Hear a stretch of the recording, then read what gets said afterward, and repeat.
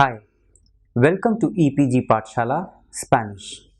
I'm Rajiv Saxena and I teach Spanish in the Center of Spanish, Portuguese, Italian and Latin American Studies in the Jawaharlal Nehru University, New Delhi. We are in the intermediate grammar paper and in this module we will talk about diminutives and augmentatives. The objective of this module is to ensure that you learn all the nuances and the rules for using diminutives and augmentatives. You will learn a specific thing of the Spanish grammar where diminutives are used the most when compared to other languages. Learning of the diminutives with other kind of word formations will help build your vocabulary and communicative skills.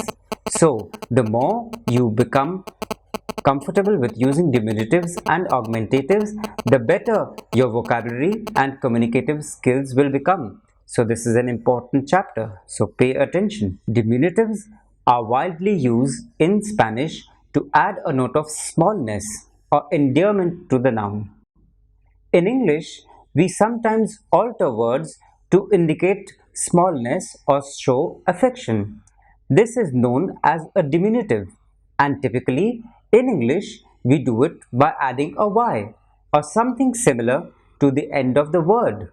For example, dog becomes doggy, cute becomes cutie, kitten becomes kitty, deer becomes dearie, etc. One thing that should be noticed is that we should not confuse the diminutive endings with the ito endings of some irregular pasts like escrito or frito or abierto, which we have seen in the chapter dealing with the irregular past. So please do not confuse this ito with the diminutive. Diminutives are used more frequently in Spanish rather than in English. Different regions of Spain and Latin America have their own unique ways of creating diminutives, but the most common one is a form of ito. To create a diminutive, drop the o or the r from just about any noun and add ito or ita depending whether it is masculine or feminine. You can add a sito or a sita to words not ending in an o or in an a. So, el niño, for example, becomes niñito. El joven becomes el jovencito. El avión becomes el avioncito. The famous song Chiquitita is from chica. Chica becomes chiquitita. The diminutive of agua is aguita. The diminutive of mano is manita, and why? Because mano is feminine, las manos. Some words, while being used as a diminutive, require spelling changes because the rules have to be perfect in the spelling and the pronunciation. That is why Spanish requires a spelling change to maintain the sound. So Paco becomes Paquito with a P-A-Q-U-I-T-O. La chica becomes La Chiquita, like we have just said, C-H-I-Q-U-I-T-A. El pedazo becomes Pedacito. Pedazo, A-Z-O, changes to A-C-I-T-O. So, the suffix ucho or ucha conveys the idea of ugliness.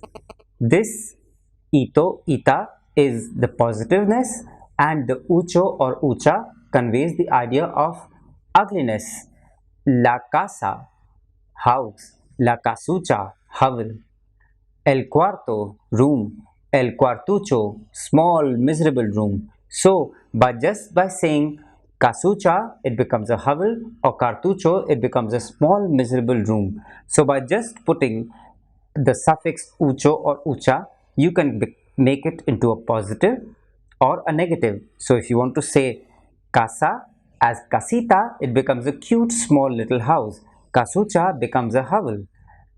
Cuarto Cuartito becomes a small cozy room and cuartucho becomes a small miserable room. Words with a diminutive suffix may take on an independent meaning. El zapato, shoe, becomes la zapatilla, but it is not a diminutive, but the meaning is slipper. La mano, hand, it becomes la mancilla, the hand of a watch or a clock. La bolsa, which is a big bag, when it turns into bolsillo, el bolsillo becomes pocket. The meaning changes into pocket. So zapato is shoe, zapatilla is slipper, mano is hand, and mancilla is the hand of a watch. Bolsa is bag, and bolsillo is pocket. So you have to be careful that not to confuse it with the diminutive. The nouns of two syllables whose first syllable has ie or ue and which end up in o or a, drop the o or a and add esito or esita to form the diminutive. The same is true of one syllable nouns ending in a consonant. So, la piedra, stone, becomes la piedrecita, little stone. La fiesta, party, becomes la fiesticita, little party. El cuerpo, body, becomes el cuerpecito, little body. La puerta, door, becomes la puertecita, little door. La flor, flower, becomes la florecita, little flower. So we can see that putting these itas, we have made them into diminutives. But why do we use diminutives? This is a very relevant question. Most of the times we use it to indicate something that is small or perhaps unimportant. Tiene una casita maravillosa. She has a little marvelous house.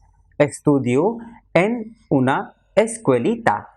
I study in a small school. Or to indicate something which is beloved or endearing. Mi abuelita se llama Janaki. Mi abuelita se llama Janaki. My dear grandmother is named Janaki. Mi primo tiene un perrito. Mi primo tiene un perrito. My cousin has a little doggy. Or it can be used to strike a friendly or pleading tone in a conversation. Espera un momentito, señor. Wait just a moment, sir. ¿Puedo tener un vasito de agua? Can I get a little glass of water? So, momentito is just a small moment, or vasito is just a small glass of water. So, you're striking a pleading or friendly conversation, or to talk to or talk like children. Mira el pajarito y el osito. Look at the birdie and the little bear. So, mira el pajarito y el osito. Look at the birdie and the little bear. ¿Cuántos deditos tienes? How many little fingers do you have? So, dedos becomes deditos. ¿Cuántos deditos tienes? It is also possible to have diminutives of diminutives. Chiquito becomes chiquitito. Poquito becomes poquitito. We aren't limiting ourselves to noun. We can also use diminutives to strengthen certain adverbs. Lo necesito ahorita. I need it right now. Está cerquita. It's really close by. And to make subtle changes to certain adjectives.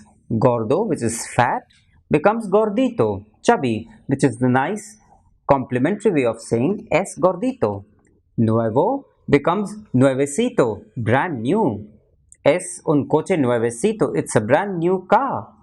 Some of the other common diminutives are the following: ete or eta, sete or seta, amiguete, buddy, juguete, toy, patinete, shooter, or elio, elia, cilio, cilia, bolsillo, pocket, pancillo, bread roll, tortilla, a small little omelette. So the other verbs that we can use with the diminutives are in and inya, flautín, piccolo, uelo or uela, suelo or suela. Venezuela is actually Little Venice, Venezuela. Ico, Ica, Chico, Chica. Momentico, short moment. Platico, small plate. So, now from diminutives, let us move on to augmentatives. Augmentatives can be added to nouns, adjectives, adverbs, and even names to indicate bigness as well as other ideas such as excessiveness, contempt, or disdain. So, an augmentative is used for indicating bigness, largeness, or excessiveness, contempt, disdain. In this way, you can say that something is big without adding an adjective like grande to indicate bigness or repugnante to indicate contempt. So, what we can see in this chapter of augmentatives is that they will also change according to the gender and number of the word that they modify. The most common Spanish augmentatives in masculine are on, aso, ote, acho, etc. And they are used in the feminine also, which is ona, asa, ota, acha. How do we use these Spanish augmentatives, which we have said in masculine are on, aso, ote or acho, and in feminine are ona, asa, ota or acha. These augmentatives are less common than diminutives. 1. Words that end in a consonant take the whole suffix. So, mujer, woman, becomes mujerona, a big strapping woman. Animal, animal, becomes animalote, big nasty animal. Secondly, when the word to be modified ends with a vowel, the vowel is dropped before adding the ending. Hombre, man, becomes hombron, big strapping man. Libro, book, becomes librote, big heavy book. Right? So we can also see like éxito, success, becomes exitazo, great success. Grande, big, becomes grandón, very big. Now, the suffix aso can be applied somewhat freely to nouns to indicate a blow or strikes. Words formed in this way are always masculine. Achazo, to blow, to chop with an axe. Martillazo, to blow with a hammer. Puñetazo, punch with a fist. Cabezazo, headbutt. Codazo, jab with the elbow. These are applied to nouns to indicate a blow or a strike which is very heavy. So these words are always in the masculine. Plumazo, the stroke of a pen. Huevazo, the blow from a thrown egg. Miselazo, missile strike. Sartenazo, a blow from a frying pan, etc.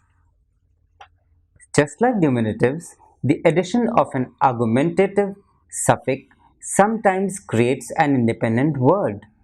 Soltero, unmarried, becomes el solterón, old bachelor, or la solterona, old maid. La silla, chair, becomes el sillón, armchair.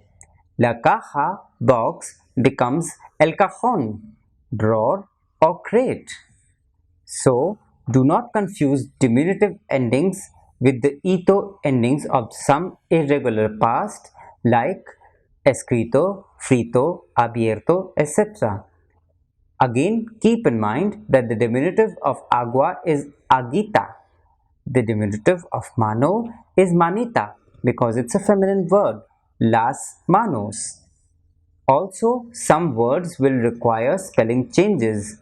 El lago becomes el laguito, Guito. La chica becomes la chiquita. Chiquita. El pedazo becomes pedacito. Pedacito. There are also other diminutive endings used in various places throughout the Spanish-speaking world, which includes Latin America, many parts of South of America, etc. So we have words, suffixes like ete, eta, sete, seta, amiguete, buddy, juguete, toy, patinete, scooter, etc. Ilio, Ilia, Cilio and Cilia. I have the words bolsillo and pancillo, etc. So, on an interesting note, we have to emphasize that the Costa Ricans of Latin America, Costa Rica, are so fond of eco endings that they are known all over as ticos. Unlike English, we can augment words in Spanish. Augmented words indicate either that something is large or that it is undesirable. So, the augmented words in Spanish indicate something that is large in its size or that is undesirable. Aso, asa, exitazo, great success. Perrazo, big, mean dog. On or ona, mujerona, large woman. Ricachon, filthy rich. Sillon, big chair. Ote or ota, grandote, enormous. Papelote, worthless bits of paper. Ucho, ucha, acho or acha are also used. Abogaducho of lawyer. Poblacho, dilapidated town. So a poblacho means a town which is completely dilapidated. Udo or uda are also used for negative sense. Cabezudo, big head. Peludo, hairy. The other Spanish suffixes and endings are the sufijos, which aren't really diminutive or augmentative, but they do change the meaning of the words that they are added to. Ada adds full or load to a word. Boca, mouth. Bocada, mouthful. Cuchara, spoon. Cucharada, spoonful. Then we have ado or ido, which converts a verb into an adjective. Divertirse, to have fun. Divertido, fun. Hablar, to speak. Hablado, spoken. Al and tal turns a food into its tree or grove. Pera, pear becomes peral, pear tree. Cafe, coffee becomes cafetal, coffee plantation. So I repeat, by using al or tal turns the food into its tree or grove. Pera becomes peral, cafe becomes cafetal. Ano or ense turns a place into a resident of that place. Bolivia turns into Boliviano, Bolivian. Nicaragua turns into Nicaraguense, Nicaraguan. Ante turns a noun into an occupation. So cantar, the verb to sing, becomes cantante, singer. Estudiar, to study, turns into estudiante or a student. Ansa makes a noun out of a verb. Enseñar, to teach. Enseñanza, teaching. Matar, to kill. Matanza, killing. Ario converts a location into an occupation. Biblioteca, library, turns into bibliotecario, a librarian. Aso also indicates a blow or strike. Cabeza, head, becomes cabezazo, headbutt. Derecho, right, becomes derechazo, right-handed punch. Dero or dera turns a verb into a place where the verb happens. Beber, to drink, becomes bebedero, a drinking fountain. Fregar, To wash becomes fregadero, a sink.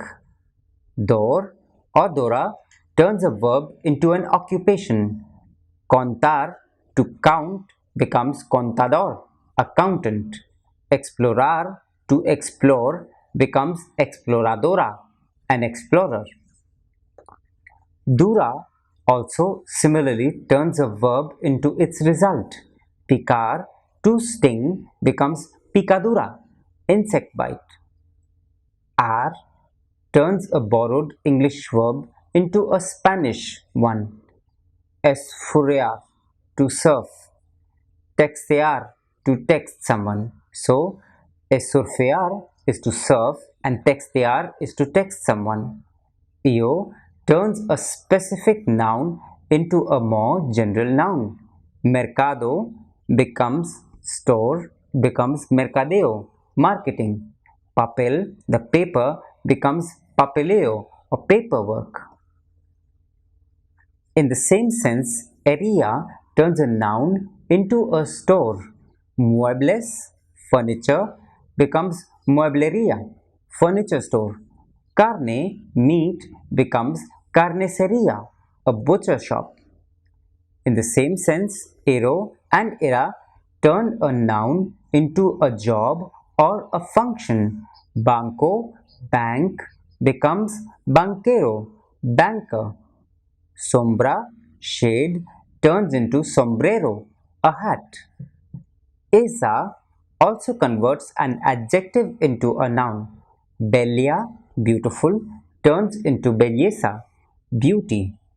The other sentence that I would like to talk about is pobre, poor, pobreza, poverty. Isimo or isima intensifies an adjective. Rico, rich, becomes riquísimo, very rich.